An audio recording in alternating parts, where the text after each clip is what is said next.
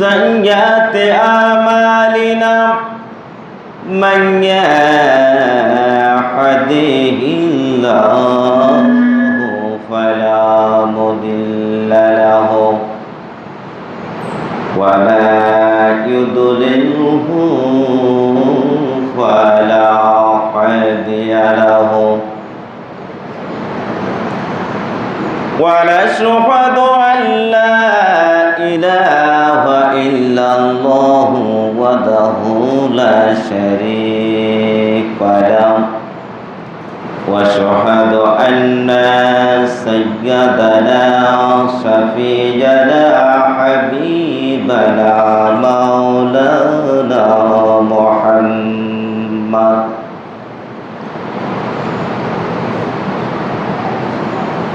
يا أيها الذين آمنوا اتقوا الله حق تقاته ولا تموتن إلا وأنتم مسلمون يا أيها الناس اتقوا ربكم الذي خلقكم من نفس واحدة خلق منها زوجها وبث منهما رجالا كثيرا والنساء واتقوا الله الذي تسألون به وارحم إن الله كان عليكم رقيبا يا أيها الذين آمنوا اتقوا الله وقولوا قولا سديدا يصلح لكم أموالكم يغفر لكم ذنوبكم من يطع الله ورسوله فقد فاز فوزا عظيما أما بعد فقد قال الله تعالى في كلامه المجيد وفي فرقانه الحميد أعوذ بالله من الشيطان الرجيم بسم الله الرحمن الرحيم يا أيها الذين آمنوا كتب عليكم الصيام كما كتب على الذين من قبلكم لعلكم تتقون بسم الله الرحمن الرحيم قد أفلح المؤمنون وعن أبي هريرة رضي الله عنه قال رسول الله صلى الله عليه وسلم من صام رمضان إيمانا احتسابا غفر له تقدم من ذنبه عن أبي هريرة رضي الله عنه قال رسول الله صلى الله عليه وسلم من قام رمضان إيمانا احتسابا غفر له تقدم من ذنبه সম্মানিত দিনী মুসলিম শুকরিয়া আদায় করি মহান রব্বুল আলামিনের যে মহান রব্বুল আলামিন আমি আপনি পাপের সাগরে হাবুডুবু খাচ্ছি, ঠিক কি না? একটু কথা বলতে হবে। হাফেজরা কথা বলবে, ঠিক আছে? আমি আপনি পাপের সাগরে হাবুডুবু খাচ্ছি, এটাকে বিশ্বাস করেন? গত 7 দিনের হিসাব দেখেন, কতটা মিথ্যা বলেছি, কতটা নামাজ কাজা করেছি, মানুষকে মালে ঠকিয়েছি, একেবারে স্পেসিফিক আল্লাহর হুকুমগুলোকে অমান্য করেছি, করি নাই?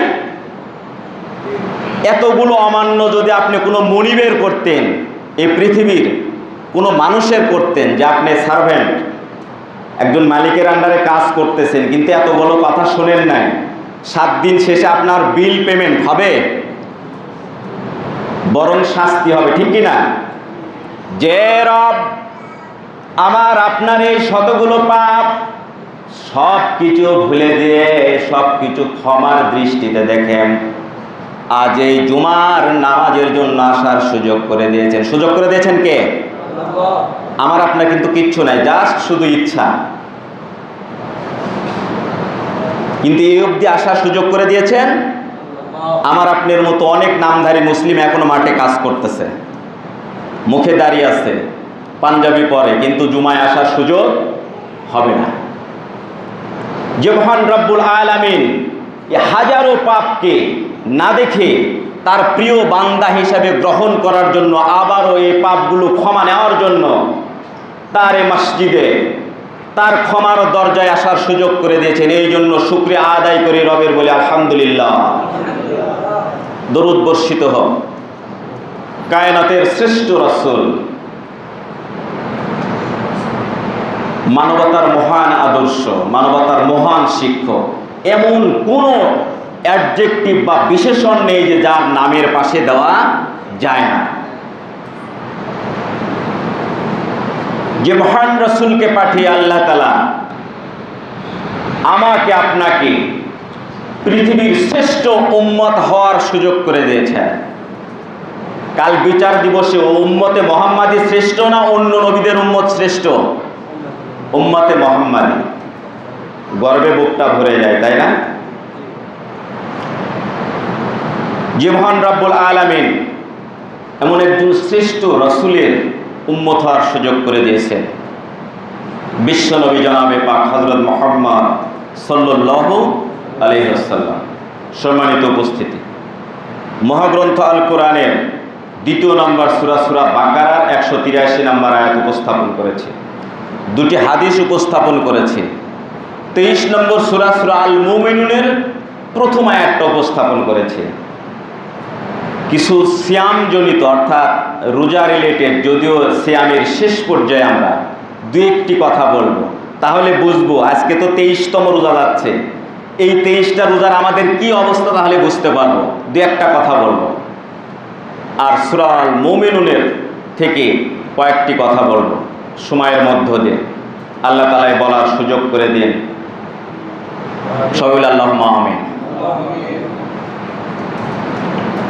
বন্ধুগণ, পৃথিবীতে হাজারো মানুষ আছে। আল্লাহ তাআলা কোরআনে কারিমে ইয়া আইয়ুহান নাস শব্দ অসংখ্যবার ব্যবহার করেছেন। ইয়া আইয়ুহান নাস মানে হে মানুষ সকল। সেখানে যত ধর্মের থাক, মুসলিম, হিন্দু, খ্রিস্টান, বৌদ্ধ, ইহুদি, নাসারা, ডোম, চারাল, এভরিথিং। ইয়া আইয়ুহান নাস মানে হে মানুষ সকল, মানে সকল মানুষ। কিন্তু আল্লাহ তাআলা যখন সিয়ামের কথা বলছেন, রোজা পালনের কথা বলছেন, তখন আল্লাহ তাআলা ডাক দিচ্ছেন ইয়া আইয়ুহাল্লাযীনা আমানু, হে মুমিনগণ। তার মানে সিয়াম পালন করবে কারা? যারা মুমিন। আমরা এখানে যারা আছি তারা কি নিজেকে মুমিন বলে দাবি করি তো? আরে সাচ্চা মুমিন, যে সালাত পড়ে না ওই পাকা মুমিন, ঠিক কি না?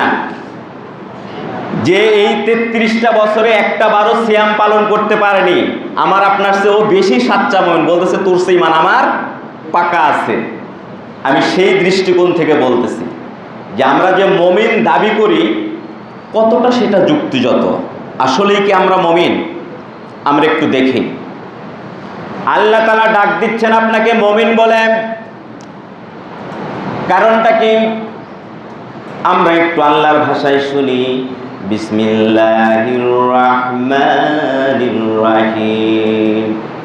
ইয়া আইয়ুহাল্লাযীনা আমানু কুতিবা আলাইকুমুস সিয়াম কামা কুতিবা আলাল্লাযীনা মিন ক্বাবলিকুম লাআল্লাকুম তাত্তাকুন। বলুন সুবহানাল্লাহ। আল্লাহ তাআলা আপনাকে মুমিন বলে ডাক দিয়েছে, ইয়া আইয়ুহাল্লাযীনা আমানু কুতিবা আলাইকুমুস সিয়াম, ও মুমিনগণ তোমরা আমার সিয়ামটাকে পালন করো। বলুন সুবহানাল্লাহ। অর্থাৎ আপনি সিয়াম পালন করলেন মানে আপনি মুমিন। আর আমার যে ভাইটা সিয়াম পালন করতে পারেনি সে কি? মুমিনের বিপরীত কি? কাফির। অর্থাৎ এই মুহূর্তে স্পষ্ট আমরা যারা সিয়াম পালন করেছি, আজ 23তম সিয়াম, এই 23তম সিয়ামকে আঁকড়ে ধরেছি, সে মুমিনের তালিকায় ইনক্লুড হয়েছেন, নাম লেখা হয়েছেন।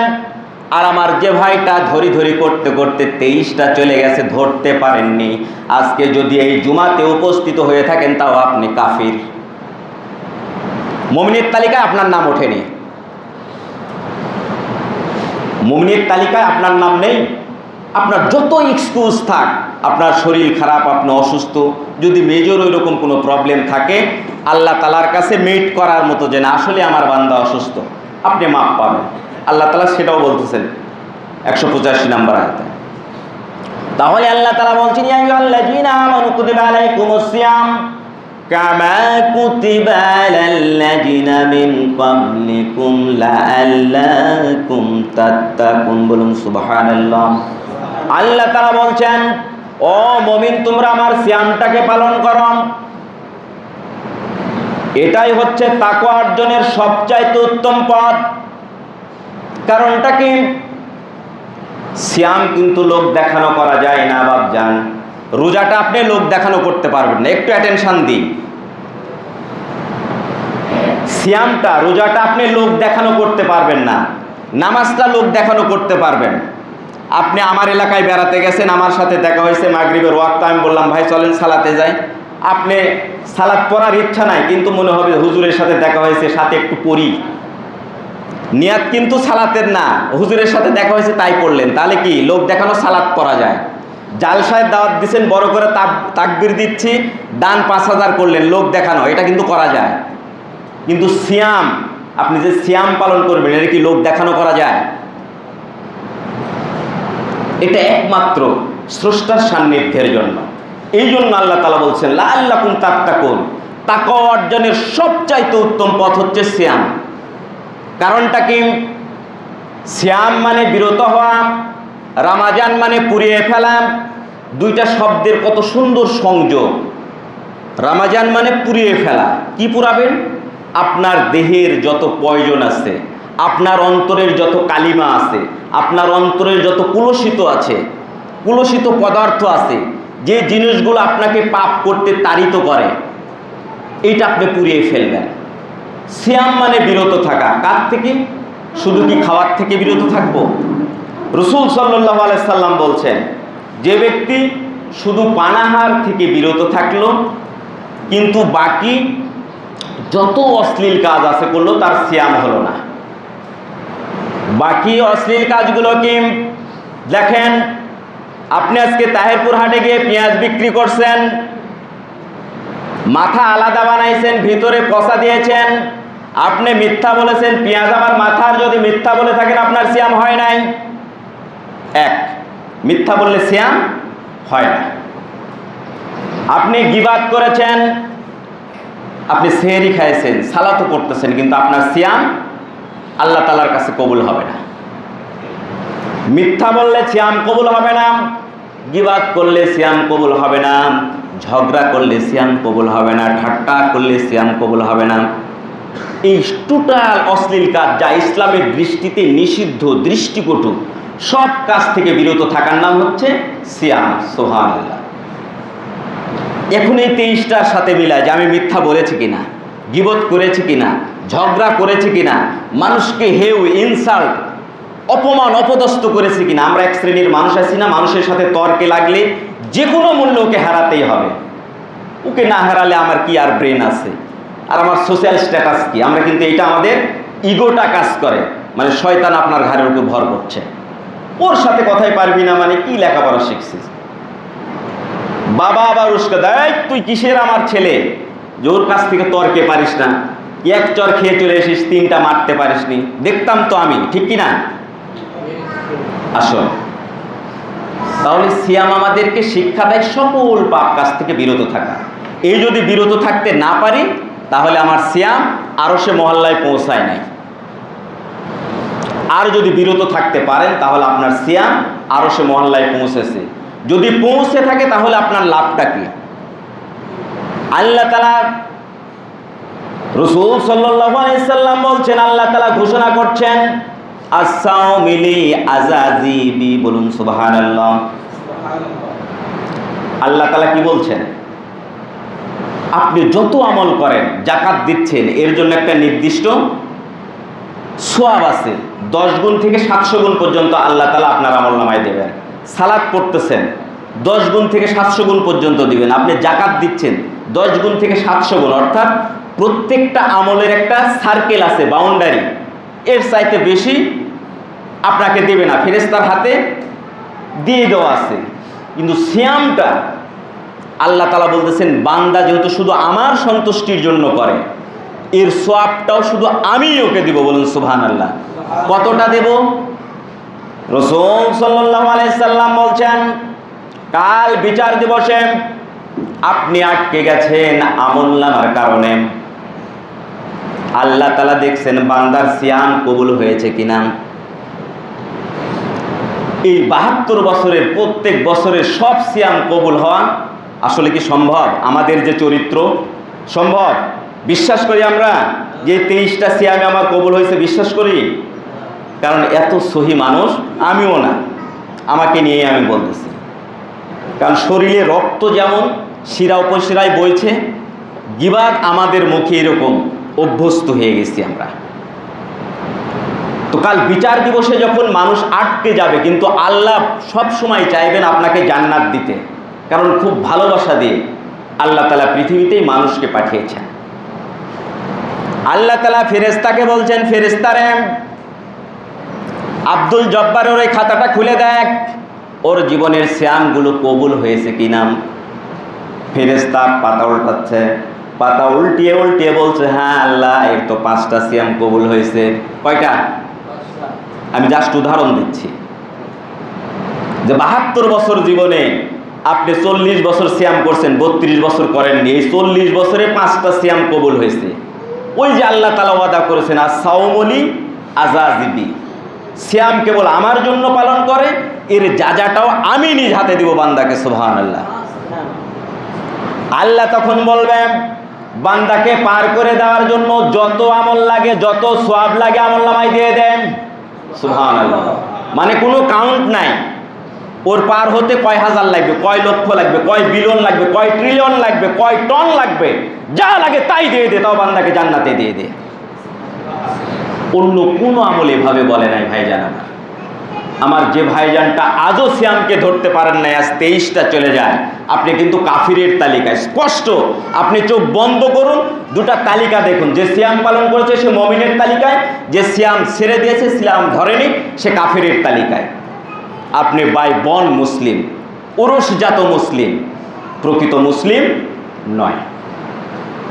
এবারে আসুন বাপজান, সূরা মুমিনুন থেকে একটা আয়াত তেলাওয়াত করেছি। আমরা সকলে বিশ্বাস করি আমরা মুমিন, বিশ্বাস করি না? চরমভাবে বিশ্বাস করি আমি মুমিন। এবারে আল্লাহ তাআলা জানিয়ে দিচ্ছেন আমি আপনি কেমন মুমিন, তার একটা তালিকা আল্লাহ তাআলা প্রকাশ করেছেন। 60টা শর্ত দিয়েছেন, 60টা বৈশিষ্ট্য যার মধ্যে থাকবে সেই হলো প্রকৃত মুমিন। বলুন সুবহানাল্লাহ। এবারে শুনি আল্লাহ তাআলার ভাষায়, বিসমিল্লাহির রহমানির রহিম, قد أفلح المؤمنون। বলুন সুবহানাল্লাহ।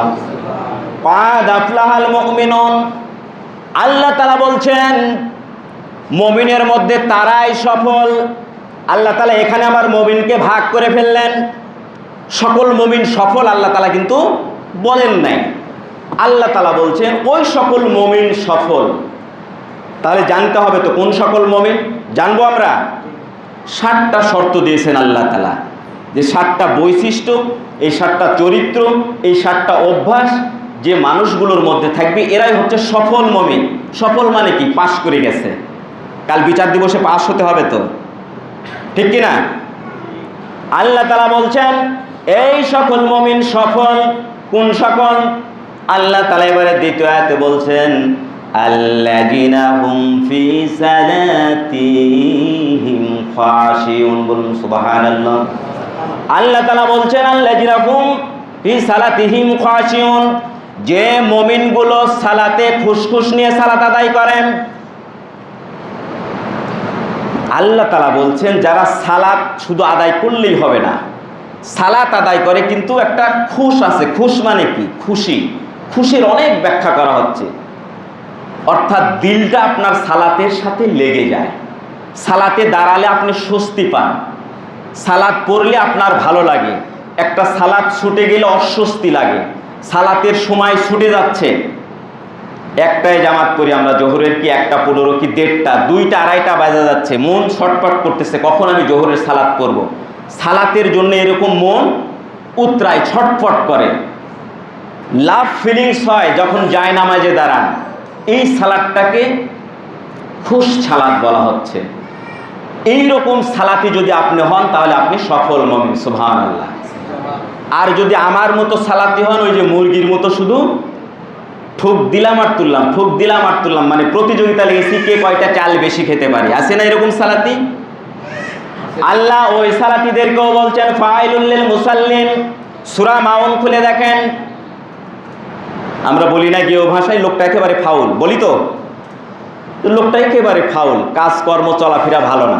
মানে কি? বয়সের সাথে আচরণ যদি না মিলে তাকে আমরা কি বলি? ফাউল বলি। তা আপনি সালাতি হওয়ার পরও আল্লাহ তাআলা আপনাকে ফাউল বলছেন। ফাইলুল লিল মুসাল্লিন, ওই সকল মুসল্লি হচ্ছে বেখেয়াল, বেহায়া, নামাজের প্রতি গুরুত্বহীন, এরা হচ্ছে ফাউল। এদের জায়গা জান্নাতে হবে না। তাহলে সালাত পড়েও কিন্তু আপনি জাহান্নামে যাবেন, সালাত আদায় করেও আপনি জাহান্নামে যাবেন। তাহলে যে সালাত আদায় করে জাহান্নামে যাবেন ওই সালাত কি প্রয়োজন আছে? তাহলে আমরা যারা সালাত আদায় করছেন, কিভাবে সালাত আদায় করলে খুশ আছে, ভালোবাসা আছে? রাসূল সাল্লাল্লাহু আলাইহি সাল্লামকে সাহাবারা জিজ্ঞেস করছেন, ইয়া রাসূলুল্লাহ, আমরা যখন সালাতে দাঁড়াই সকল কথা মাথায় এসে ভর করে, ঠিক কিনা? যত ব্যবসা বাণিজ্য, ধান লাগানো, আলু তোলা, পেঁয়াজ তোলা, সব কথা এসে মাথায় ভর করে। রাসূল সাল্লাল্লাহু আলাইহি সাল্লাম বলছেন, সাহাবারে, তুমি যখন জায়নামাজে দাঁড়াবা, অর্থাৎ নামাজের জন্য দাঁড়াবা, তুমি খেয়াল করো ডান দিকে তোমার জান্নাত, বাম দিকে তোমার জাহান্নাম। দেখবে তোমার নামাজটা কিন্তু আল্লাহর দিকে যাবে। ভাবছি আমরা, এরকম ভাবি? ভাবতে পারি? যদি আপনি ভাবতে পারেন তাহলে আপনার সালাত আরশে মহল্লায় পৌঁছে। আর যদি ভাবতে না পারেন, এই 40 বছরের সালাত একটা ওয়াক্ত আরশে মহল্লায় পৌঁছায় না। এইটাও যদি না হয়, রাসূল সাল্লাল্লাহু আলাইহি সাল্লাম বলছেন, মনে করো তুমি নামাজে দাঁড়িয়েছো আর তুমি আল্লাহকে দেখছো, কল্পনা করো। রাসূল বলছেন সুম্মা অতঃপর, এইটাও যদি না হয় তাহলে তুমি দেখো, তুমি যখন সালাতে দাঁড়িয়েছো তুমি মনে করবে তোমার সামনে চেয়ার নিয়ে আল্লাহ তাআলা তোমার সালাত দেখছেন। বলুন সুবহানাল্লাহ। এই কথাটার গুরুত্ব বোঝায়। অনেক কথা চলে আসতেছে। যারা কোর্টে হাজিরা দিয়েছেন, এজলাসে দাঁড়ানোর পর কি আপনি মার্ডার কেসের আসামি, গুরুতর আসামি, ফাইনাল হিয়ারিং হচ্ছে, তো আমরা সেদিন কি ফিটফাট হয়ে ইন করে এরকম কেউ দাঁড়ায় না? জোরহাত করে এজলাসে দাঁড়ায়, জোরহাত করে। মানে জাজ যেন আমাকে দেখে বুঝতে পারে লোকটা খুব ভদ্র বিনয়ী, এর দ্বারা এত অপকর্ম হওয়াই সম্ভব না। পৃথিবীর আদালতে একজন জজের কাছে 6 মাসের জেল থেকে বাঁচার জন্য, 3 বছরের জেল থেকে বাঁচার জন্য, 1 লাখ টাকা জরিমানার থেকে বাঁচার জন্য যদি আপনি এত বিনয়ী হয়ে দাঁড়াতে পারেন, আপনার চোখের পানি ফেলতে পারেন, পৃথিবীর শ্রেষ্ঠ হাকিম, আকাশ পাতালের হাকিম, সেই হাকিমের কাছে আপনি কিভাবে দাঁড়াবেন? একটা ভালো মনে হয় না আপনার? যে আমার একটা সিজদা যদি কবুল হয়, এই একটা সিজদার বিনিময়ে আমি কাল বিচার দিবসে মাপ পেয়ে যেতে পারি। আর আপনার সিজদায় যদি ওই ভালোবাসা না থাকে, শুধু উঠা আর বসা থাকে, তাহলে আপনি ফাইলুল লিল মুসাল্লিন, কোনো লাভ হবে না। দ্বিতীয় শর্ত গেল কি? প্রথম শর্ত আল্লাযিনা হুম ফি সালাতিহিম খাশিউন, তোমরা যারা সালাত পড়বে তারা ভালোবাসা নিয়ে পড়বে, ভয় নিয়ে পড়বে, একটা লাভ ফিলিংস নিয়ে পড়বে, আমি স্রষ্টার সন্তুষ্টির জন্য দাঁড়িয়েছি। দ্বিতীয় নম্বর শর্ত মুমিনের, এই মুমিনগুলো সফল। আল্লাহ তাআলা বলছেন আল্লাযিনা হুম আনিল লিগাইল মারিদুন, বলুন সুবহানাল্লাহ। আল্লাহ তাআলা বলছেন তোমরা যারা সফল মুমিন হতে চাও, ওয়াল্লাযিনা হুম আনিল লিগাইল মারিদুন, তোমরা তারা বেহুদা কথা ছেড়ে দাও, ঠাট্টা ইয়ার্কি ছেড়ে দাও। যারা মুমিন তাদের বৈশিষ্ট্য হবে তারা যেখানে সেখানে ঠাট্টা করবে না, ইয়ার্কি করবে না, মস্করা করবে না, মানুষের সাথে বাজে খুশ গল্প নিয়ে ঘন্টার পর ঘন্টা বসে থাকবে না। আমার যুবক ভাই ঘন্টার পর ঘন্টা ফেসবুকিং করবে না, যদি করে তাহলে ওর মধ্যে মুমিনের বৈশিষ্ট্য নাই। আপনি যদি ঘন্টার পর ঘন্টা খুশ গল্প করেন, ইয়ার্কি করেন, ফাজলামি করেন, মানুষকে ঠাট্টা করেন, ইনসাল্ট করেন, মুখ দিয়ে যা আসে তাই বলেন, তাহলে আপনি মুমিন নয়। দ্বিতীয় নম্বর শর্ত হচ্ছে যে মানুষটি বেহুদা কথা বলে, বেশি কথা বলেন, অযাচিত কথা বলে, মূল্যহীন কথা বলেন, সে মুমিন নয়, সফল নয়।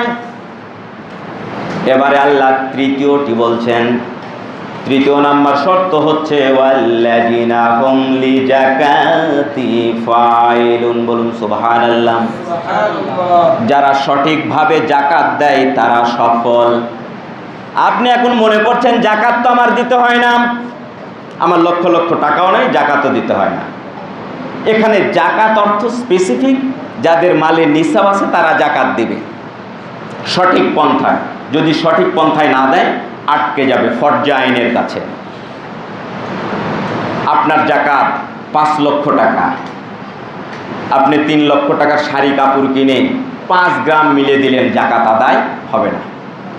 যাকাতের স্পষ্ট বিধান হচ্ছে টাকা দিতে হবে, ফিতরার স্পষ্ট বিধান হচ্ছে খাদ্য দিতে হবে। ফিতরা নিয়ে যদি কথা বলি, আওসাদ তামিন তাম, রাসূল সাল্লাল্লাহু আলাইহি ওয়াসাল্লাম বলতেছে তোমরা ফিতরার খাদ্য দাও, আপনি যা খাচ্ছেন তাই দেন। কথায় চলে আসলে এখানে কি টাকা না খাদ্য আছে বলেন তো? টাকা, খাদ্য, আলহামদুলিল্লাহ, তাহলে এটা নিয়ে আর কথা বললাম না। কারণ খাদ্য দিলে আমার সোবান ভাই খাই 100 টাকা কেজির চাল, আমি খাই 40 টাকা কেজির চাল, তবে গান ব্যালেন্স ঠিক হলো। আর যখন টাকা ধরা হয় আমারও 200 ওনারও 200, ঠিক হলো? তাহলে রাসূলের আদর্শ দেখেন, এত ভেঙে কিন্তু তিনি বলেননি, কিন্তু যখন খাদ্য দিচ্ছি অটোমেটিক যার যেটা প্রাপ্য সেটা চলে যাচ্ছে। আর টাকার সুবিধা, টাকা দিলে আমিও নিতে পারি নিজ দিয়ে একটু হাত দিয়ে, চাল হলে লজ্জা লাগে 5 কেজি চাল নিয়ে যেতে। ইসলামের প্রত্যেকটি কথার রাজনৈতিক দর্শন আছে, কিন্তু আমরা আসলে বোঝার চেষ্টা করি না। যা হোক, আলহামদুলিল্লাহ খাদ্য চালু আছে, আমি খুব খুশি হলাম। এবারে আসেন ওয়াল্লাযিনা হুম লিযাকাতি ফাইলুন, তোমরা যারা যাকাত দাও তারা সফল, আর যারা যাকাত দাও না তারা ব্যর্থ। আপনি অনেক কাপড় দান করলেন, যাকাতের হক আদায় হলো না, ওটা সাদাকা হলো। এবারে আমরা যাদের যাকাতে মালে নিসাব নেই তারা কি করব? 10-20 হাজার, 50 হাজার, 1 লাখ টাকার মালিক নাই, এরকম এখানে কেউ নাই। আপনি যাকাত হিসাব করবেন না, কিন্তু সাদাকা দিবেন। সাদাকা দিলে মালের বরকত হয়, সুবহানাল্লাহ। সূরা মুদাসসির খুলে দেখেন, ইয়ামহাকুল্লাহু রিবা ওয়াস সাদাকাত রাব্বি, আল্লাহ তাআলা সুদকে ধ্বংস করে দিবেন, সাদাকাকে বৃদ্ধি করে দিবেন, বলুন সুবহানাল্লাহ। আপনার 5 টাকা দান করার সামর্থ্য আছে, 5 টাকা একটা ইতিমের হাতে ধরিয়ে দেন। বাড়ির পাশে বিধবা আছে, ওর 100 টাকা ধরিয়ে দেন। প্রতিবন্ধী গ্রামে মানুষ আছে, কোনোদিন কথা বলেন না, কোনোদিন আপনার কাছ থেকে চায়নি, প্রয়োজন নেই, আপনি ওর কাছে গিয়ে 100 টাকা ধরিয়ে দেন আস্তে করে। মানুষ জানানোর প্রয়োজন আছে? আপনি যদি ধরে দিতে পারেন, ওই 5 লক্ষ আলার জাকাতের চাইতো আপনার ওই 100 টাকা বেশি উত্তম, সুবহানাল্লাহ। কারণ আপনার জাকাতের ফরজ হয়নি, কিন্তু আপনার কাছে যা সামর্থ্য আছে, আপনার মন চেয়েছে আমি একটু সাদাকা করি। সাদাকা করলে, দান করলে মাল বেড়ে যায়। ওয়াদাকার আল্লাহ তাআলা, সরাসরি আল্লাহ তাআলা। এই বিশ্বাস যদি আপনার না থাকে, আপনি মুমিন নয়। আপনি হিসাব করতেছেন তায়েরপুর হাটে গিয়ে 6 মণ পেঁয়াজ বেচছি 3000 টাকা দিয়ে, বাজারই শেষ হচ্ছে না। পেঁয়াজ হাটার থেকে ব্রিজ পর্যন্ত আসতে আসতে 5টা ফকির বাচ্চা আপনি কাউকে দেননি। 10 টাকা করে দিলে 50 টাকা চলে যায়, 50 টাকা হলে 1 প্যাকেট সিমাই হয়, অতএব দান করা যাবে না। হিসাব বরাবর সোজা। কিন্তু এই 50 টাকা যদি আপনি দান করেন, কোন দিক দিয়ে আল্লাহ তাআলা আপনার পারিবারিক শান্তি দিবে এটা কে জানে? আল্লাহ। আপনি লক্ষ টাকা দিয়েও শান্তির ঘুম নিতে পারবেন না। এবারে 4র্থ নাম্বার শর্ত মুমিনের কয় নাম্বার? প্রথম গেছে সালাত যারা পড়বে খুশখুশ নিয়ে, ভালোবাসা নিয়ে। দ্বিতীয় হয়েছে মুমিন যারা হবে অযথা কথা বলবে না, মূল্যহীন কথা বলবে না। তৃতীয় হয়েছে যারা মুমিন হবে তারা যাকাত দেবে, সাদাকা করবে।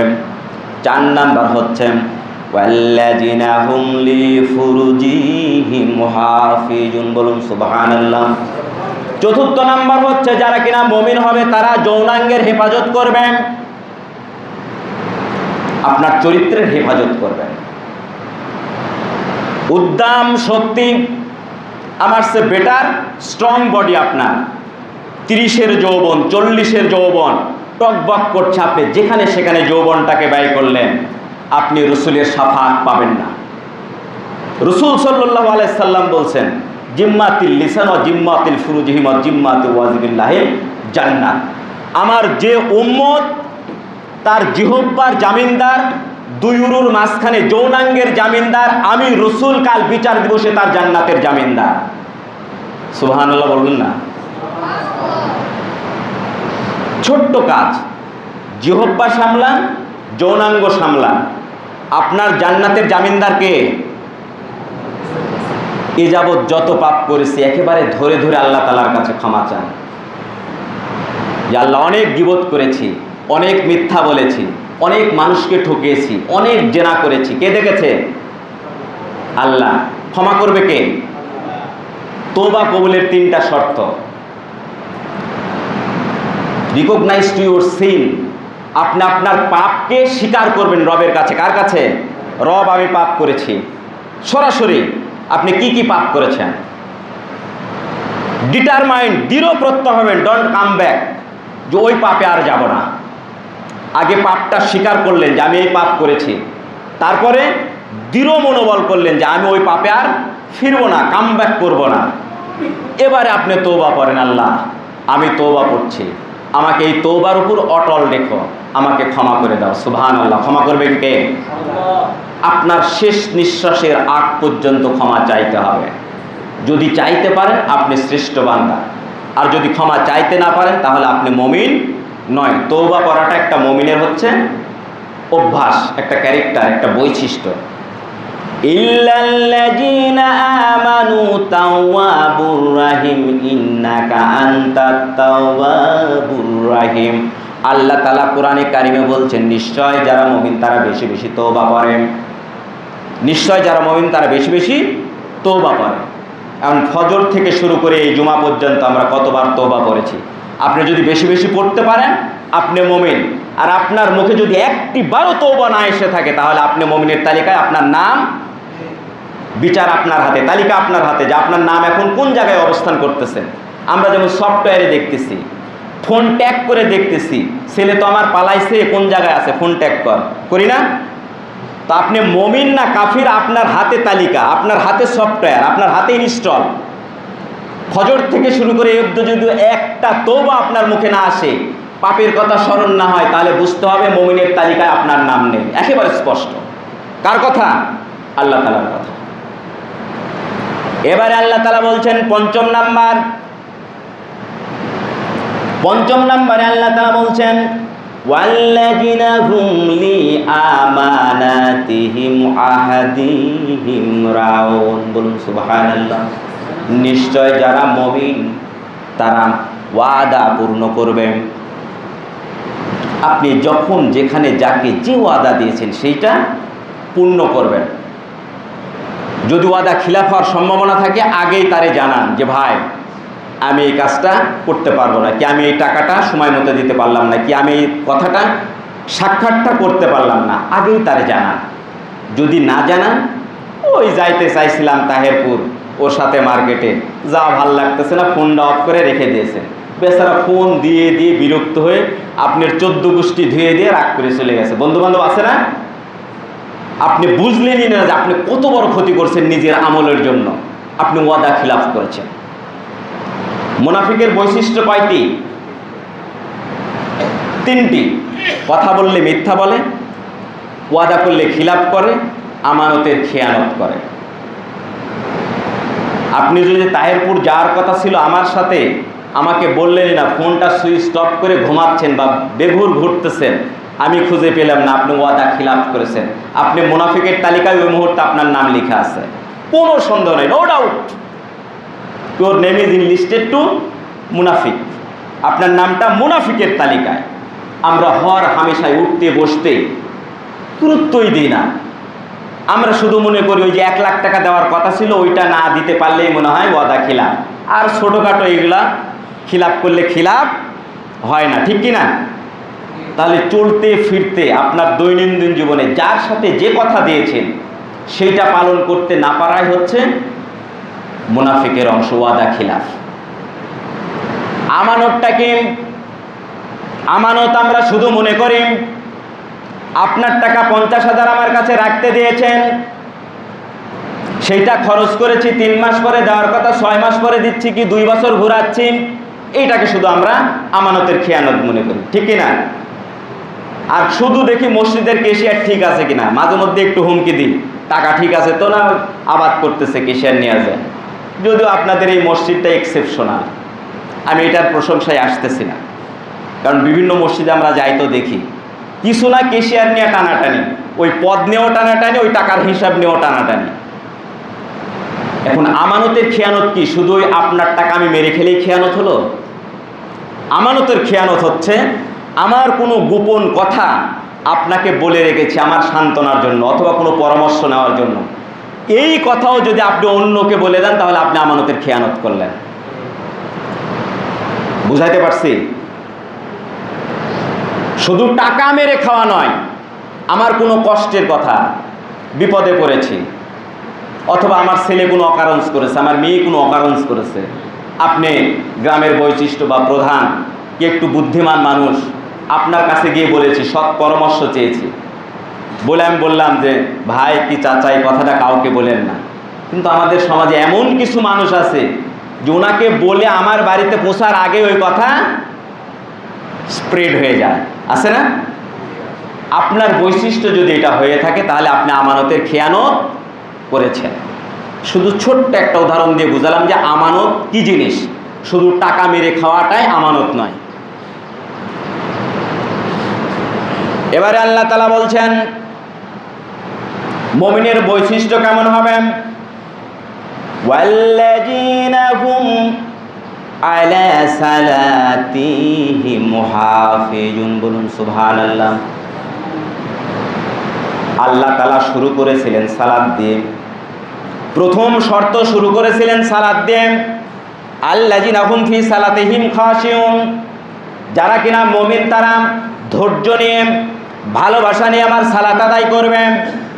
আল্লাহ 7ম নম্বর বৈশিষ্ট্যটাও আবার সালাত দিয়ে শেষ করছেন, ওয়াল্লাযীনা হুম ফি সালাতিহিম ইউহাফিজুন, যারা কিনা মুমিন হবে তারা আমার সালাতের হেফাজত করবে। বলুন সুবহানাল্লাহ। হেফাজত করা মানে কি? সংরক্ষণ করবে। কিভাবে করবা? হাউ টু প্রোটেক্ট ইউর সালাত, হাউ টু সেভ ইউর সালাত। আপনি কিভাবে আপনার সালাতটা হেফাজত করবেন, সংরক্ষণ করবেন।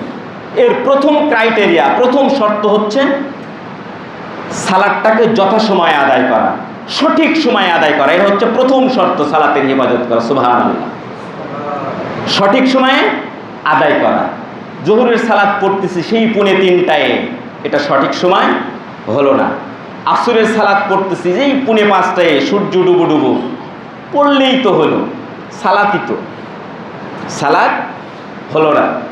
ফজরটা পড়তেছি প্রতিদিনই ঘুম ভাঙে না বেলা 9টার সময়। ওই যে একটা হাদিস আছে যে ঘুমের কারণে যদি কোনো দিন ফজর ছুটে যায় তাহলে যখন মনে হবে তখন তুমি সালাতটা আদায় করো। এই হাদিসটাকে আপনি দৈনন্দিন জীবনে একেবারে রেগুলার রুটিন করে নিয়েছেন।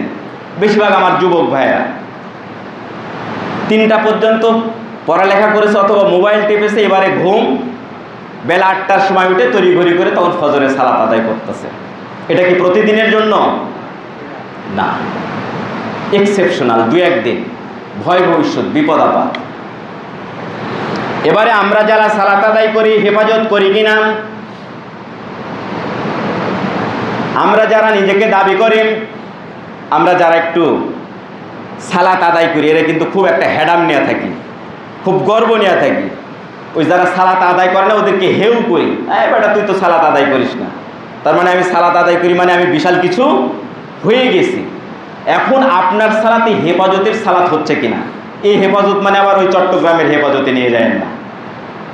আল্লাহ তাআলা যে বললেন যে যারা মুমিন তারা সালাতের হেফাজত করে, সংরক্ষণ করে, তার প্রথম ক্রাইটেরিয়া হচ্ছে সঠিক সময়ে সালাতটা আদায় করে।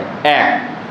দ্বিতীয় হচ্ছে সালাতটা আদায় করে ইলাফিল মাসাজিদ, সুবহানাল্লাহ, মসজিদে এসে। মহল্লায় খোঁজ নিলে দেখা যাবে 100টা বাড়ি আছে মসজিদের সারাউন্ডিং এরিয়ায়, মসজিদের চারপাশে, আমার মসজিদের চারপাশের কথা বলতেছি, 100টা বাড়ি আছে।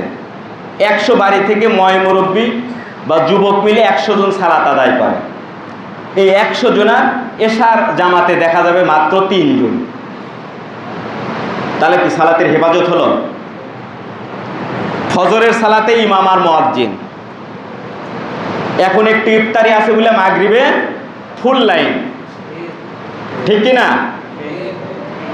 সিয়াম আছে কিনা সেটা দেখার দরকার নেই, ইফতারিত না গেলে সদ্দার ধরে ফেলবে, ঠিক মনে হয় রোজা নাই তাই ইফতারে আসেনি। ইফতারে এসে ওরই পাঁচারি বেশি, এই প্লেট বাটো, প্লেট ওখানে নাই, এখানে দাও, ওখানে পানি দাও, ওর তোর জোর বেশি। আমি কিন্তু আপনাকে বলছি না ভাই, এই বৈশিষ্ট্য যাদের আছে আমি তাকে বলছি। প্রথম ক্রাইটেরিয়া আউয়াল ওয়াক্ত সালাত পড়বেন, দ্বিতীয় হচ্ছে জামাতের সাথে পড়বেন এই সুন্দর একটা মসজিদ। আমি অবশ্য হাজী সাহেবের সাথে একমত না। হাজী সাহেব বলছেন যে লোকজন যা ইচ্ছা কন্ট্রিবিউট করছে, বাদ বাকিটা আমরা চেষ্টা করেছি ইনশাল্লাহ, এটা ওনার গর্বের। কিন্তু ওনার সাথে আমি একমত না, ওনাকে ছোট করার জন্য বলতেছি না, বড় করার জন্য না। সকলের যখন কন্ট্রিবিউট থাকবে, অর্থাৎ সকলের যখন চাঁদা থাকবে, তার প্রতি একটা অধিকার থাকবে, একটা ভালোবাসা থাকবে, থাকবে না? আমি মনে হয় বুঝাইতে পারিনি। 5টা ভাই আছেন, বড় ভাই একাই টাকা দিয়ে হুন্ডা কিনছে, আপনি যখন তখন কি চাইতে পারেন? আমি শুধু বোঝার জন্য বলতেছি। ওই হুন্ডা ভাঙ্গা গেল কি আপনার দরদ হয়? যা হয়েছে হয়েছে। 2 লাখ টাকা দিয়ে কিনছে, আপনার যদি 5,000ও দেওয়া থাকে তাও কি মনের মধ্যে একটা ওই হুন্ডার প্রতি ভালোবাসা আছে, দরদ আছে, অধিকার আছে।